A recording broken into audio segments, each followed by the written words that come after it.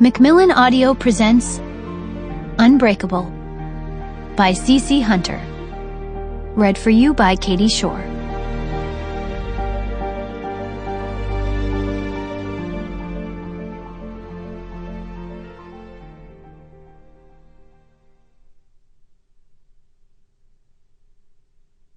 Sunday, November 1st, 6 a.m. Breaking news. Missing plane spotted in Jasper Mountain Range. According to a statement from Sheriff Ted Carter, wreckage of a Cessna 210, believed to be the same one flown by Dr. Edward Tallman, was spotted in the Jasper Mountain Range. A SAR, search and rescue team, was called in when 20 minutes after takeoff the plane fell off radar yesterday at 4:20. 2 helicopters from Mountain Rescue Association, MRA, searched the perimeter of the area yesterday, but didn't spot the downed plane until this morning.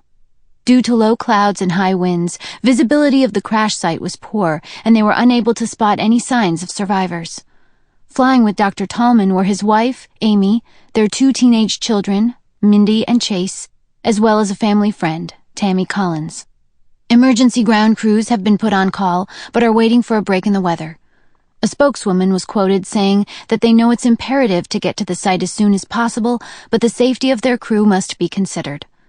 It was speculated that Dr. Tallman and his family may have flown into Jasper to take part in a genetic study. However, no local research facility reports any of the Tallmans' participation. Meanwhile, friends of the Tallman family and the parents of Tammy Collins are in Jasper, praying the news will be good once search and rescue teams are on the ground. One day earlier, Saturday, October 31st, 10:30 a.m. Chapter 1. Chase Tallman watched as the bright-eyed, bloodthirsty lab tech tied a large elastic band around the middle of his arm, hoping to expose a few of Chase's veins. "There's a good one," the woman said as she passed 2 fingers over the crook of his arm, where a blue vein now bulged out. "You have great veins," she said, sounding sincere. Her hands were cold, extra cold, making a chill run up his arm. "Just a little stick and we'll be done." She smiled at him and reached over to pick up the needle with the large tube attached, taking the plastic tip off the syringe. Shit! How much blood did the woman need? He freaking hated needles, but he didn't flinch. 14 was too old to flinch. He hadn't even cried when he broke his arm last summer during baseball practice. It had hurt like hell, but his coach had been the one to take him to the hospital, and the last thing he'd wanted was to look weak in front of his coach. Chase glanced around the small lab in the doctor's office that was practically hidden in some remote part of the Rockies. He wasn't exactly sure why his dad had insisted on them taking part in this research study, but it had to be pretty important for his dad to get his plane checked out and fly them up from Houston to participate. Not that Chase liked it. Who gave up their blood for no reason? But the promise of a weekend in a cabin in the mountains, plus the plane ride, made it worth it. The fact that his sister's best friend, Tammy Collins, tagged along made it more than worth it.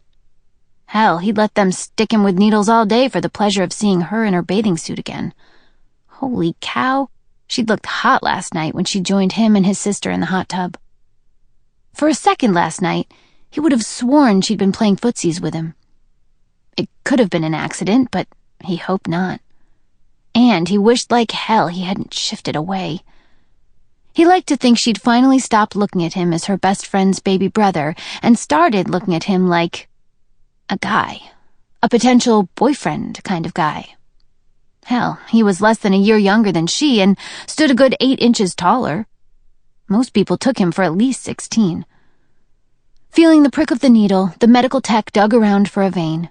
To distract himself from the pain, he closed his eyes and thought of Tammy's dips and curves, of how her dark brown hair had looked dancing on her bare shoulders. It worked, too. Unlike most of his friends who were into computer games and denied their fascination with the opposite sex, Chase gave up his denial. He'd rather study a pretty girl than get to the next level of Battlefield 4 any day of the week. Sample complete.